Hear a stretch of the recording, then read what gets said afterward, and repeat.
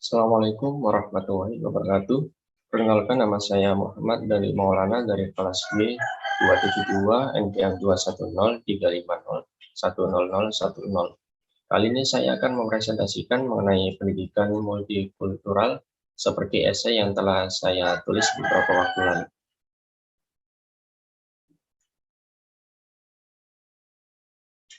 Indonesia merupakan negara yang majemuk. Hal tersebut dilihat dari kondisi geografis Indonesia serta keberagaman masyarakatnya. Indonesia terdiri dari 13.000 pulau besar maupun kecil, dan juga jumlah penduduk kurang lebih 200 juta jiwa. Selain itu, masyarakat Indonesia juga menganut kepercayaan yang berbeda-beda seperti Islam, Kristen, Hindu, Buddha, Konghucu, serta kepercayaan animisme dan juga dinamisme lainnya.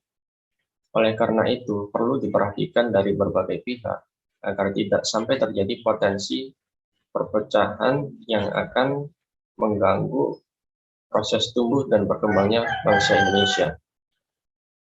Salah satu upaya yang dapat dilakukan adalah melalui pembelajaran multikultural. Pembelajaran multikultural merupakan strategi yang memanfaatkan keberagaman kebudayaan. Hal tersebut sesuai yang telah diajarkan oleh Rasulullah SAW tentang menegakkan keadilan kepada semua orang tanpa memandang suku, ras, budaya, maupun agama demi menciptakan kedamaian. Wacana mengenai pluralis menjadi sesuatu yang krusial karena semua umat beragama pasti setuju bahwa agama yang dianut merupakan agama yang benar, karena hal tersebut sudah tertulis juga dalam Alkitab bahwa kita harus berpegang teguh pada agama yang kita anut. Dalam Islam harus menjaga kerukunan meski berbeda keyakinan. Hal ini harus didasari pada sikap istiqomah kita terhadap tauhid sebagai landasannya, sehingga identitas Islam tidak akan hilang. Apakah benar pendidikan agama Islam di Indonesia terhambat dalam mendukung adanya multikultural? Nah, jawabannya adalah memang benar. Masyarakat memandang konsep pendidikan Islam terlalu sempit dan menekankan pada kepentingan akhirat. Sedangkan Islam sendiri mengajarkan untuk menjadikan kepentingan dunia dan akhirat seimbang. Oleh karena itu, dalam pendidikan Islam selama ini dianggap terlalu mengedepankan simbolis ritualistik sehingga tidak terlalu menghiraukan korelasi terhadap masyarakat, dan juga 3 elemen pendidikan seperti intelektual, emosional, dan juga psikomotorik. Faktor penghambat pendidikan Islam berbasis multikultural. Yang pertama adalah pendidikan agama hanya sebagai transfer ilmu tanpa menghiraukan moral. Kemudian yang kedua, menganggap pendidikan agama hanya sebagai pemenuhan kurikulum. Yang ketiga, kurangnya penekanan terhadap kerukunan antar umat beragama. Yang keempat, kurang tertarik untuk mempelajari agama lain. Yang dimaksud mempelajari agama lain di sini adalah mempelajari agama secara umum atau secara general saja. Materi yang perlu dilakukan penekanan. Yang pertama adalah ajaran kasih sayang yang sifatnya praktis. Hal ini bertujuan agar dapat mengurangi resiko perpecahan. Kemudian yang kedua adalah persaudaraan yang tidak diskriminatif.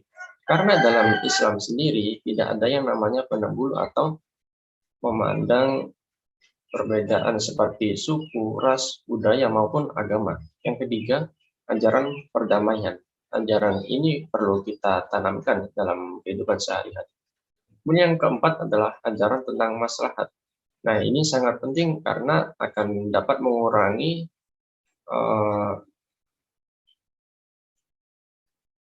pergerakan-pergerakan yang tidak sesuai dengan agama, seperti terorisme ataupun yang lainnya.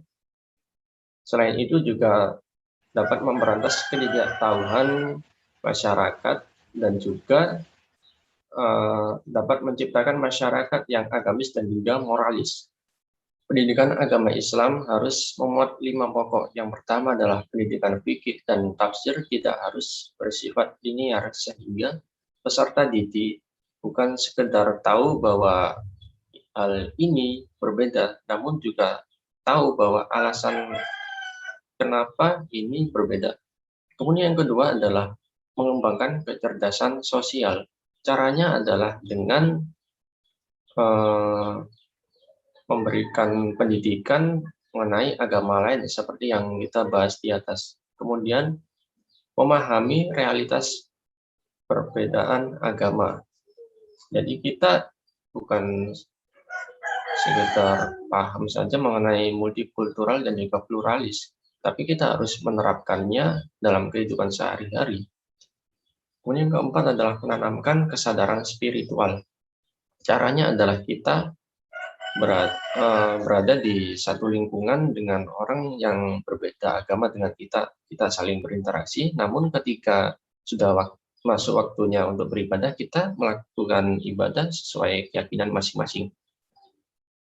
Kemudian yang terakhir adalah menumbuhkan kepekaan sosial. Caranya adalah kita meletakkan peserta didik dalam posisi yang berinteraksi langsung dengan orang lain. Misal kita memberikan bantuan pada orang yang membutuhkan atau berbagi takjil. Itu merupakan sebagai contoh ya. Baik, terima kasih. Sekian presentasi dari saya. Bila ada kata-kata yang kurang berkenan, saya mohon maaf yang sebesar-besarnya. Wassalamualaikum warahmatullahi wabarakatuh.